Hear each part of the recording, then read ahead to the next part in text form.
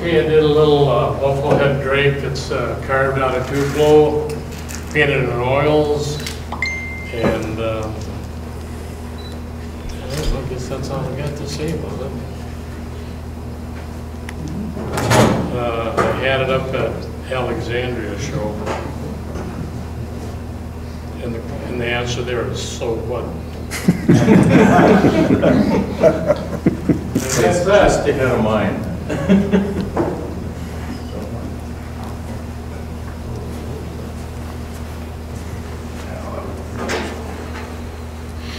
I had a good year up in Perham at the National Fish Decoy Association show this year.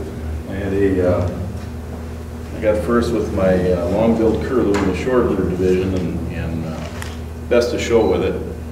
And this is made out of cedar, and I believe the head is basswood. And I got first with my little buffle head too. I have taken the keel off since, and he's also a basswood head and two-piece body of white cedar. He's painted with acrylics.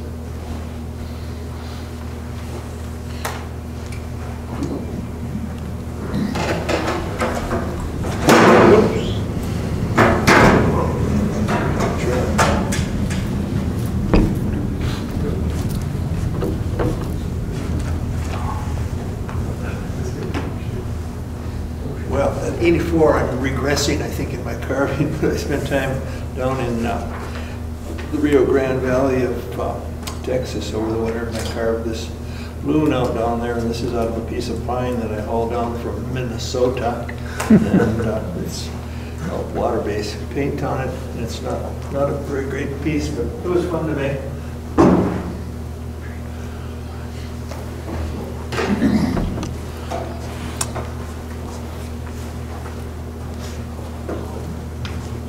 I didn't plan this very well. All my decoys are on our back here.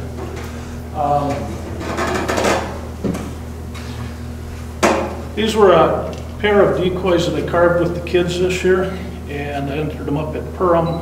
I think this one was under a low-head category. This one was a hen-hooded merganser. She did better than he did. I painted her rather quickly. I didn't like the painting that I had on the show. I repainted her since the show. She took second. I remember he didn't do very well. I think he got like fourth. Back last October, I suspect it was, we had a contractor donate a bunch of red cedar to us for our kids class. And I asked the guy, I said, can I carve you a duck decoy? And he said, I'd rather have a loon.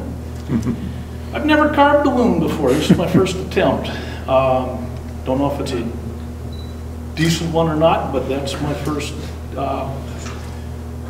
attempt at a loon. Matt Gow, who also got some of the wood, Matt that's not here tonight, his daughter Abby is shooting trap here the next number of weeks. I gave him some of the wood, and he made a decoy. He brought this over when we brought decoys up to Perham, and he said, give this to the guy as well. What's this wee stuff? Well, okay, that was Denny who brought it up, everything up there for us. I ended up sitting the weekend of Perham shoveling snow in April. Anyway, these were a couple of decoys that we were giving to that guy. I had one other card holder that I made out of a pattern that we got out of up at Alexandria, and these things would have sold, but yeah, it's kind of interesting little thing to try. One thing is you don't have to worry about how they swim. That's an awful nice loon for a first try. Okay. I think you're lying. Pardon? I think you're lying that that's your first try. That's your first bird. It's not the first bird. That's a very first. They're canvasbacks out of white cedar and acrylics. Hollowed out maple keels. Oh, Hollow, yeah. is that oil or acrylics or? Acrylic, yeah.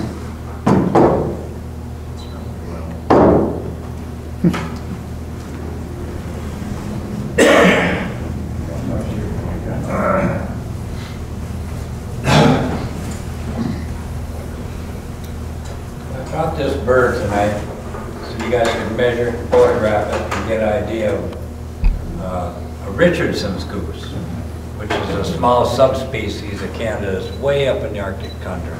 And I shot that goose at least 25 years ago, a mile and a half from Lacoparo High School.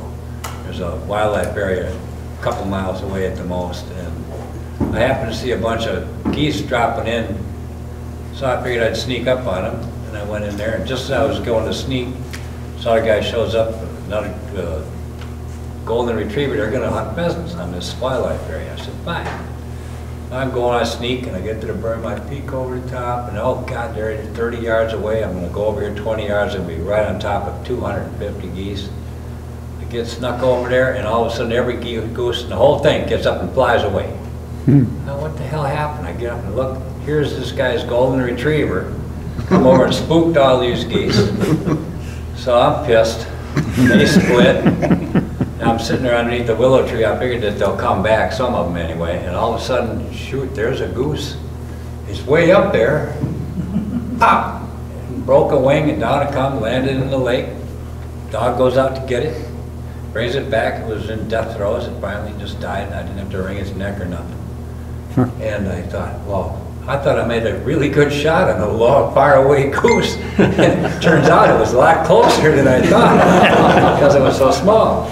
But anyway, that's how I got that goose, and I had it mounted in Minnesota by a guy in Minnesota, and I shot a pheasant on the way home, a nice long-tailed, bold spur rooster, and I thought, well, I never had anything mounted before, and I was considering eating that guy, but I ate so many geese anyway. I figured, well, I'll just save it and I'll bring it over to this taxidermist.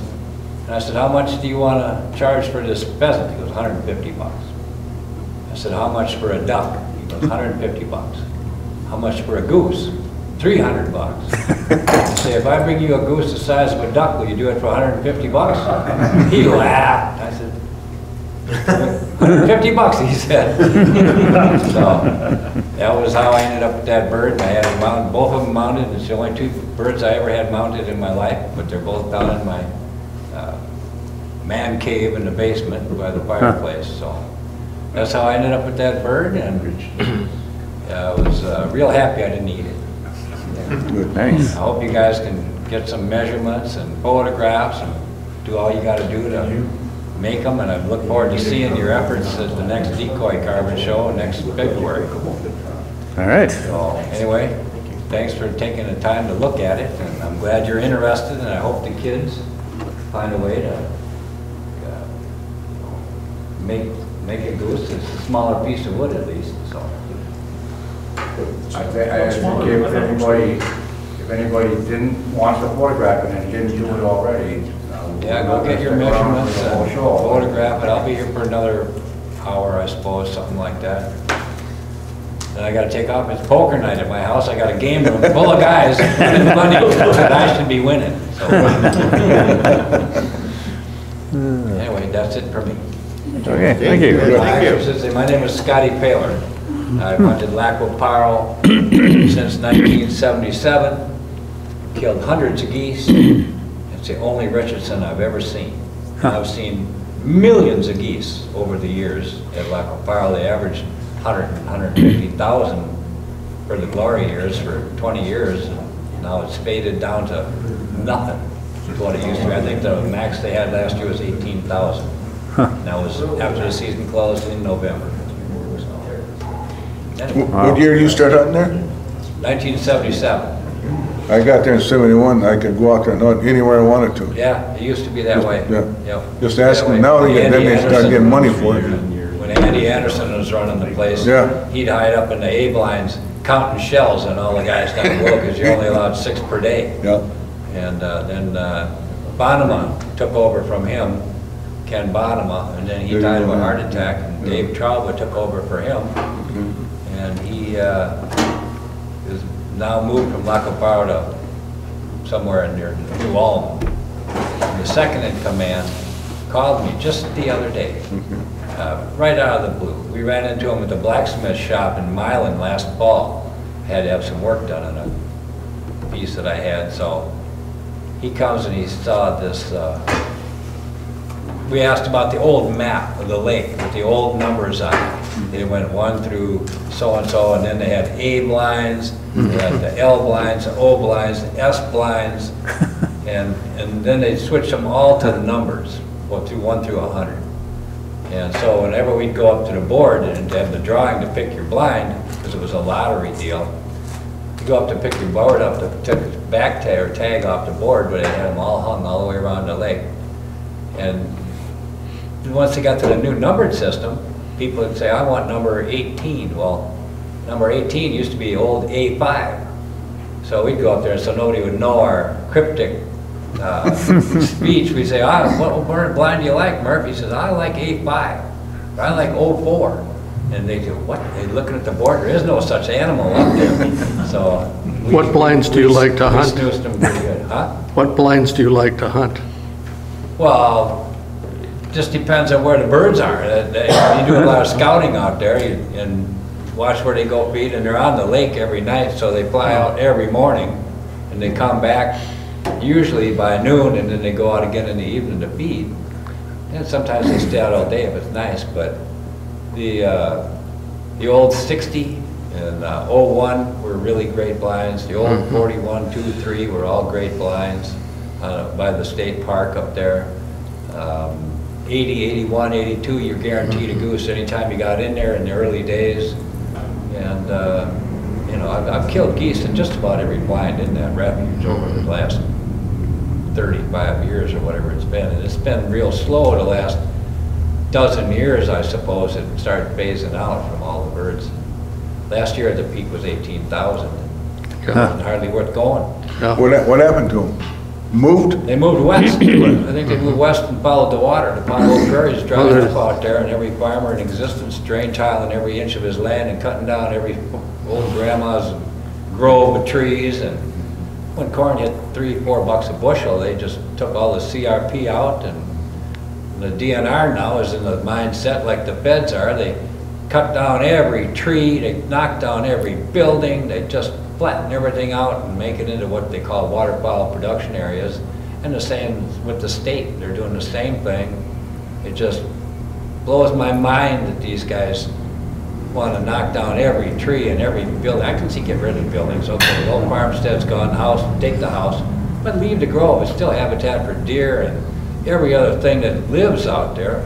You take it all away from them, where are they going to go? Well, they go and live in the swamps or the grass or whatever, but Part of it is 90-day corn too. A lot of them are staying up at Oak Hammock until we've got a blizzard down here and just overfly the whole state. You mentioned Andy Anderson. Mm-hmm. I've had a lease up there since 1974. Okay.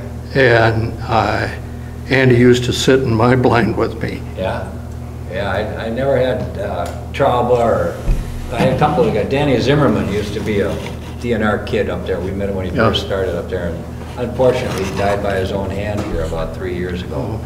My backdoor neighbor, Danny was.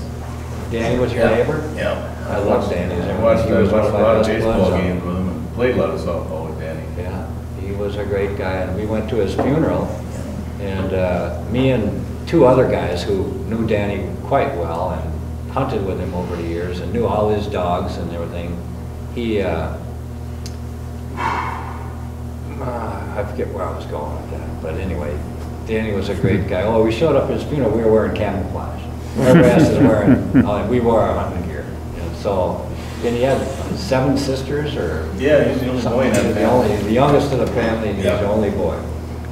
Yeah, he was a great guy. My Uncle Wayne and him were like that. He looked at him as his son when we came out here, and they palled around and hunted quite a bit together. Danny'd get a break, and he'd go jump in the blind with me or Uncle Wayne or my pa, and shoot a goose and go back to work.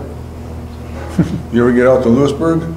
Oh, Lewisburg, I know Lewisburg, down by Odessa, down there, and yeah. Down there with Rick Nelson at the elevator, you know him? No, I don't know anybody down there. I knew a couple guys, I know a guy that lives down there, Ronnie Russell's brother lives in Lewisburg. Not many people do, but. No, it's pretty small down there, but it's great hunting down in the river valley down below. All right, guys, that's it for me. Great, thank you. Feel free to ask. I'll be around for another hour or so.